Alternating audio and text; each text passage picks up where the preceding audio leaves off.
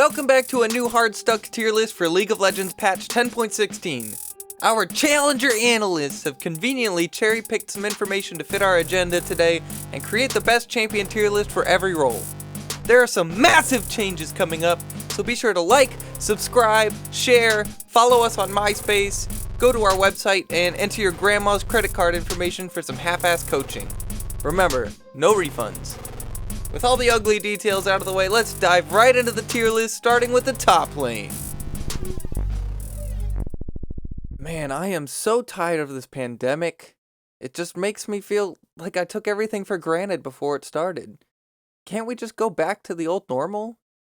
I'm just tired of this and ready for it to be over. Yep. League of Darius rolls along with no end in sight. But I've actually received an inside look at Riot balancing Darius. Let's see what we have here.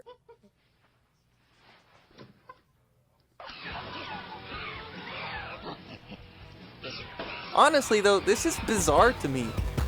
Darius isn't all that popular when he's not busted, doesn't blow you away with skin sales, and isn't much of a factor in pro play.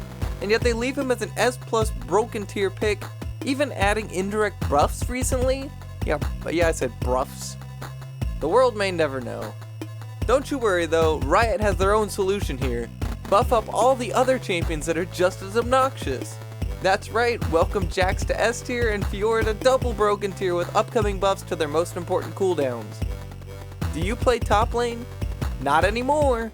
With Riot's new Season 10 rank changes, if you leave your fountain you will immediately lose lane. Have fun, we'll see you on the Rift.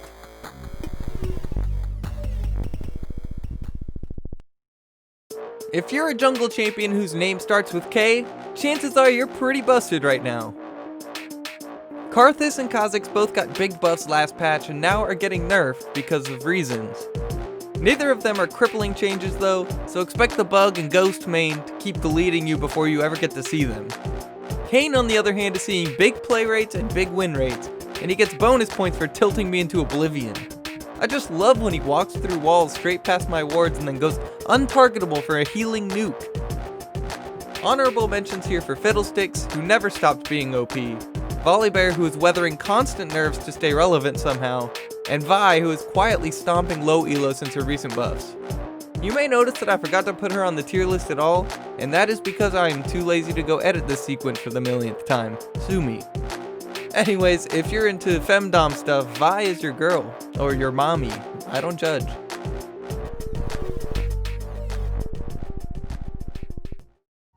Zed is the king of mid once again.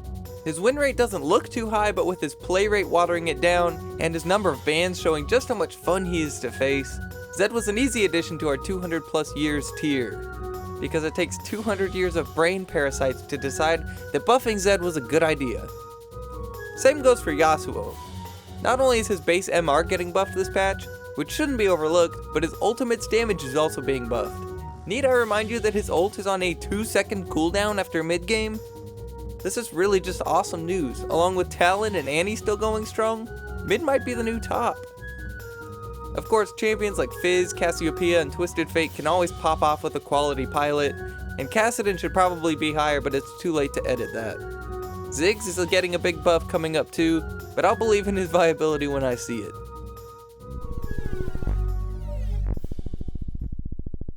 Well, what do you know? You buff up one of the most annoying ADCs in the most impactful ways possible when she's already good, and whoa! She's broken! Welcome to Caitlyn meta, everyone. Especially since her only competition, Ashe, is getting nerfed, despite having almost identical statistics. The rest of the upcoming meta will probably shape itself around beating Caitlyn, since she's the only show in town.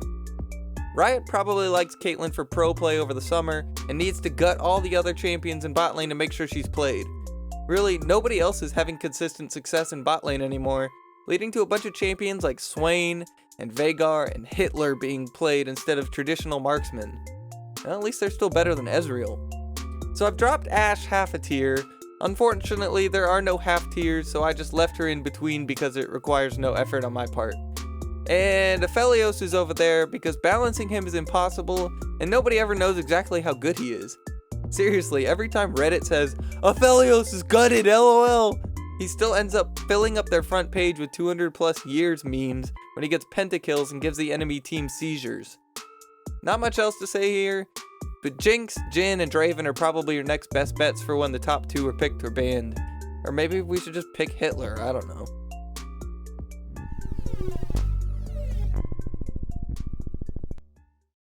Yep, it's still Enchanter meta. Yep, Bard and Taric are still up here. Yep, Lulu and Sona are good late game backliners. I should just stop here, really.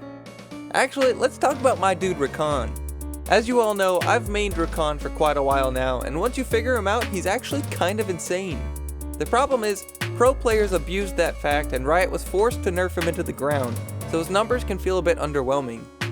Riot has tried to remedy these issues with baby buffs over the last few patches and the Guardian rework, but then they gutted the Guardian rework and now we're back to square one.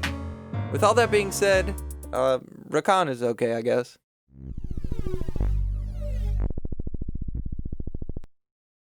Thank you for watching Hardstuck's 10.16 tier list. Hopefully now you're well equipped to suffer your way through another patch cycle with enough reasons to blame losses on your jungler. Like the freaking video, subscribe, and keep banning Darius. Do it for all of us.